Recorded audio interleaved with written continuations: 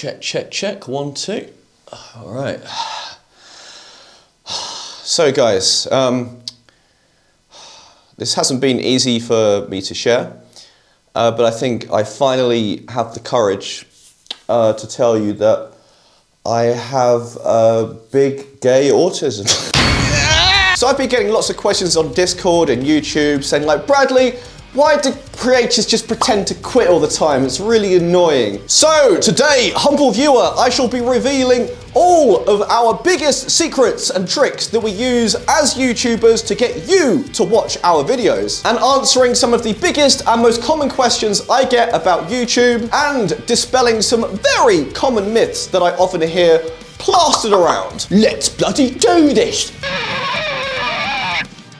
So, why do creators pretend to quit all the time? Well, the short, unfortunate answer is it's the easiest way we can get our audience to listen to us when we have something important to share. A new single, a course, a tour, or even just like a life update that we feel like you guys might want to know. It seems a bit dirty and cheap, and by this point kind of cliche, I guess, but unfortunately it's the sort of thing that's required to get people's attention these days. The trick, however, is to use it sparingly, so it's actually effective when you do use it. Because if you use this sort of thing too often, then, you know, people cotton on and then they sort of like stop caring, I suppose. Take Davey504 for example, whose channel now is pretty much just exclusively really low effort quit bait. Yes, I coined that term myself. So we're going to talk a little bit about the psychology behind YouTube thumbnails and titles later, but it's best to think about it from the perspective of a very casual subscriber. So imagine you're subscribed to Nick Nocturnal. Even though you're subscribed to him, you consider yourself a casual fan. You used to really like his reaction videos back in the day, but eventually you got a bit bored of it. And when he took a break, you just kind of forgot about his channel.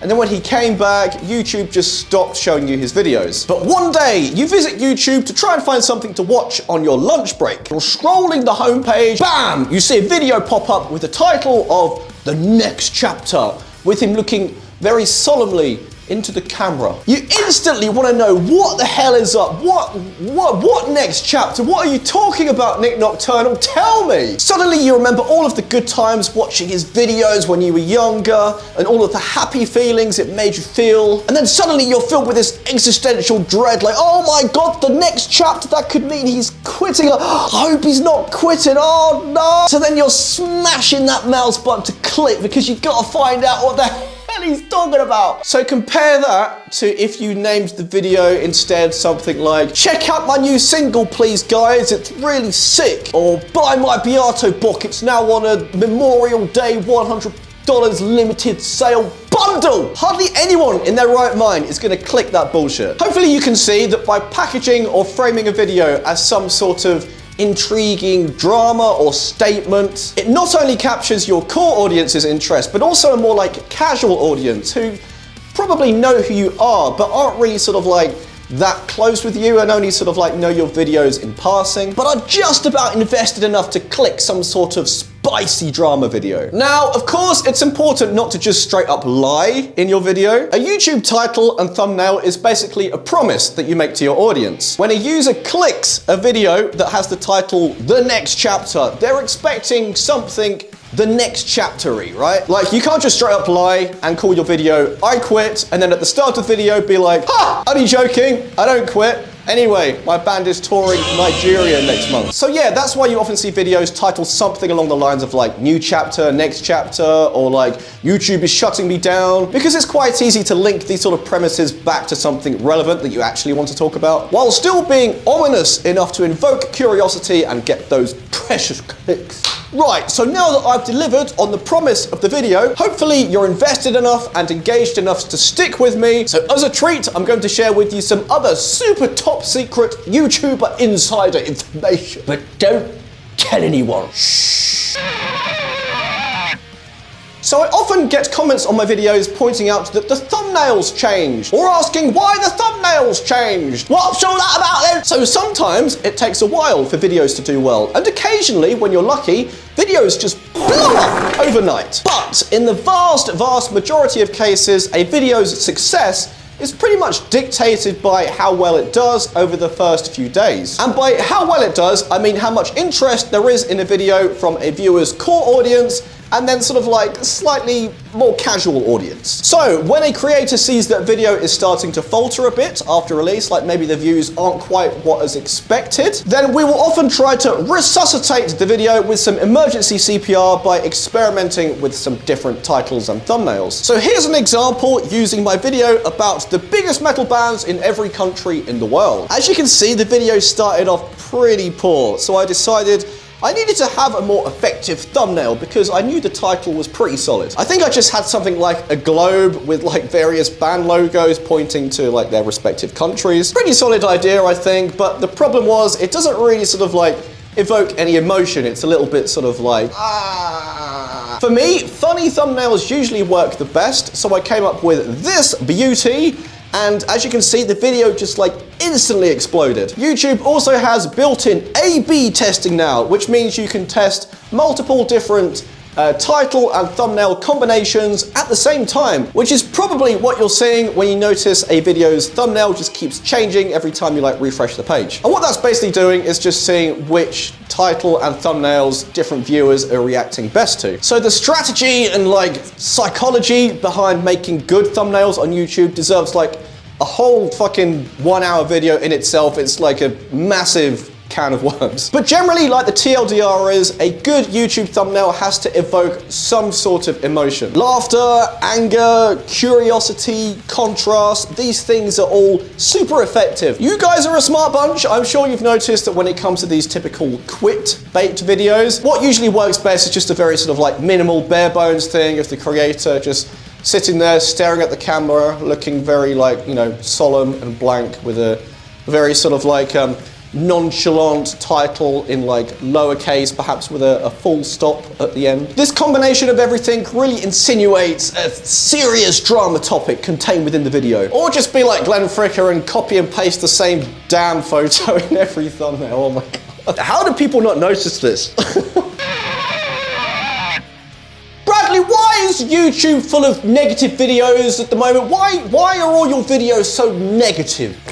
Well, this one's bloody easy. Why exactly is the news full of stories about war, murder, scandals, disaster? Well, simply put, it's just what people want to hear about, unfortunately. You may not like to admit it, but it's undeniable, I think, that humans have this sort of like innate primal curiosity in negative subjects. We thrive on it! All the proof is right there on my YouTube channel. Let's have a look. So I have a really good example. Recently, I did a video called Huge Metal Bands That Fell Off Hard.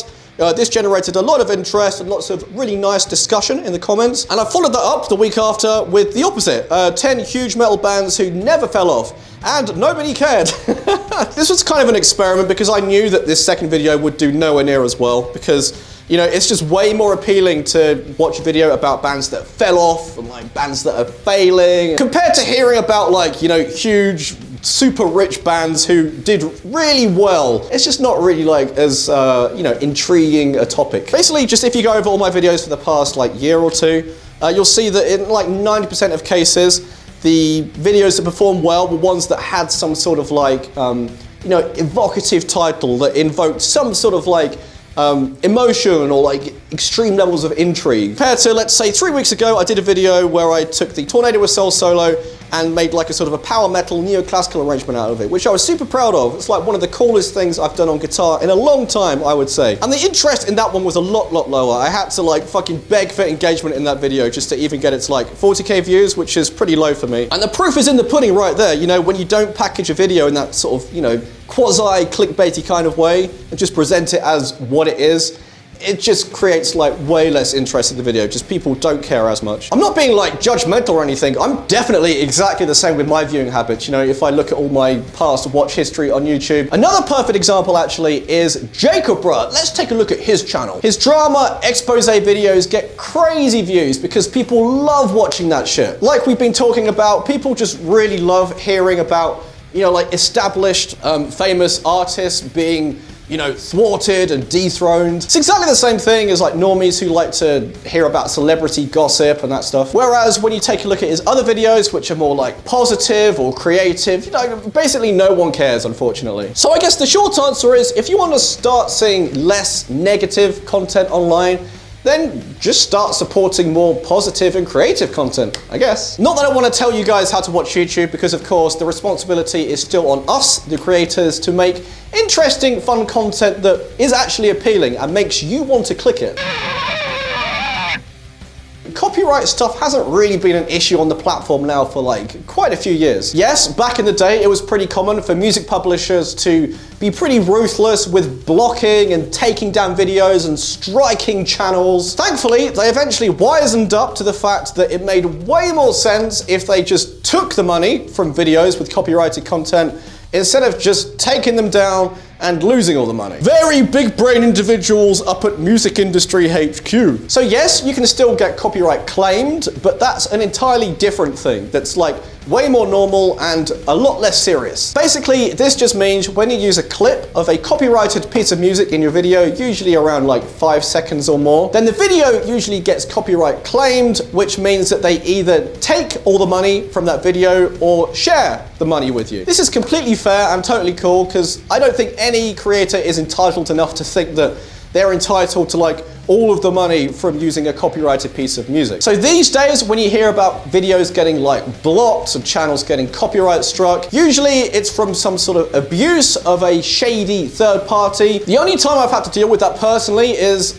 like 3 years ago, I think, when Damasio threatened to strike my channel because I used one of their pictures of Polyphia in one of my thumbnails. Like, what? That was a fucking boomer move of the century, holy shit. So no, TLDR, the copyright system on YouTube is obviously not perfect, but in my opinion, it's about as good and as fair as you can get it for such a monumentally huge site with so many moving parts. People who say otherwise are just sort of like playing things up for views and unnecessary drama, really. So, speaking of copyright and such, do you actually make money on YouTube as a musician? The answer is absolutely, but the amount is entirely dependent on what exactly it is you do here. My channel, for example, has never really made like massive amounts of money because A, like probably 2/3 of my videos have like copyrighted content in, and B, a lot of my content, especially from back in the day, is like very short, and generally like regular videos under 1 minute and shorts, of course, make fuck all money, like if anything. So I'll put the stats up here on screen so you can see. My channel's been monetized for about 6 years, I think, and it's earned a total of £145,000 in that entire period, which is like about 200K US dollars, I think. So if you average that out over like 6 years, it's roughly £24,000 a year, which is pretty modest. Personally, I have other streams of income now which are much more reliable. So for me, now YouTube is just sort of like a bit extra on the side, like a buffer to pay my bills and like reinvest back into my business. But that's not to say you can't make some serious dollar here on YouTube. Huge music channels such as Stevie T, Debbie504 again, Rick Beato, obviously.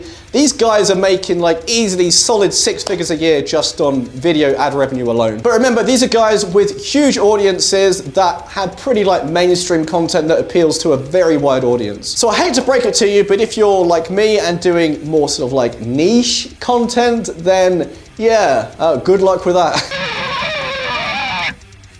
Even though I'm not a gear reviewer, obviously, and I'm not really sort of like in that space, Jesus Christ. I think it's a bit of a hot topic and something that's on a lot of people's minds who watch this sort of stuff. I think it depends what you mean by authentic, because that could mean several different things. If you're talking about our gear videos sponsored, like do companies send gear to people for free and then pay them to sing their praises, then yes, obviously that happens all the time, but I'm pretty sure it's like the onus of the creator to disclose that at the start of a video, otherwise it could be, you know, very misleading and probably illegal. But I think these days, like, most people do that, right? I don't think that's too much of an issue. For me personally, I think the biggest problem with gear reviews, from what I can see, is that a lot of creators just sort of like take their gear out the box and plug it into their like super really nice snazzy high-end rig, which is not really like indicative of the setup that like most people have. And also we can't gloss over the fact that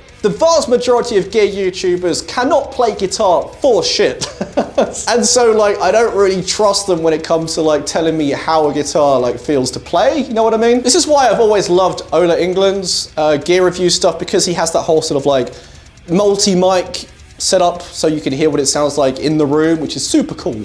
And also, Ola is a shit-hot guitarist, so you know that he knows what's up. Also, it's very important to keep in mind that obviously, you know, the bigger the gear review channel, the more they have to lose, right? The bigger the stakes are. So they're probably going to be a little bit more careful with what they say so as to not burn any like very important professional bridges. I will of course check out the bigger creators because I do care about what they have to say. You know, their expertise is important and valuable, but I think it's also very important to check out reviews from very small sort of like random backwater creators with like, you know, 50 subs. Because you just know for a fact that these guys are going to be completely unbiased and very, very passionate about what they're doing because, you know, they haven't become, you know, disillusioned and burnt out yet. So people like to make out that the YouTube algorithm is this very mysterious force of nature, this black magic that nobody really knows how it works. Which is true to an extent, of course. I'm sure that under the hood it's the most like impossibly complicated thing ever. But on a human level, it is very, very simple. From an audience perspective, the algorithm is literally just a system that serves you videos on your homepage based on what you've watched before and what it thinks you want to watch in the future. And from a creator's perspective, the algorithm is literally just your audience. That is it. And this is where a lot of creators go wrong, I think. They get very frustrated with the system because they release a bunch of videos, none of them get clicked, so they go like, oh, the YouTube algorithm is fucking me over, man. There may be a tiny little bit of truth in that, but for the most part, YouTube is a skill-based game. And if your videos aren't getting clicks, then it simply just means you don't really know your audience well enough to make videos that they're interested in watching. It's as simple as that. The system is fine for the most part because like once you start to know your audience well enough, you can start to predict what exactly it is you know, you should be making. But the downside is, and it's a pretty big downside to be honest, is that creators end up getting like pigeonholed to make a certain type of content like till the day they die, basically. Again, if we look at drama channels like Jacob Ra or like, you know, KDH, for example, people expect drama and expose videos from these guys, right? And when they release anything else, it's going to be a big roll of the dice whether people are going to care or not. And for me, I think people expect sort of like funny, shit-talking, parody kind of stuff, right? And so when I stray too far from that, again, it becomes like a bit of a gamble whether people are going to care or not. Yeah, that's it. That's the YouTube algorithm in a nutshell. Well, there you have it, guys. A bunch of YouTube's most inner, darkest secrets revealed and myths debunked. Please let me know in the comments what you think about all this. Did you learn anything? Would you like to see more sort of like behind the scenes thing like this in the future? Don't forget to subscribe and all that jazz, and I shall see you again very soon. Goodbye.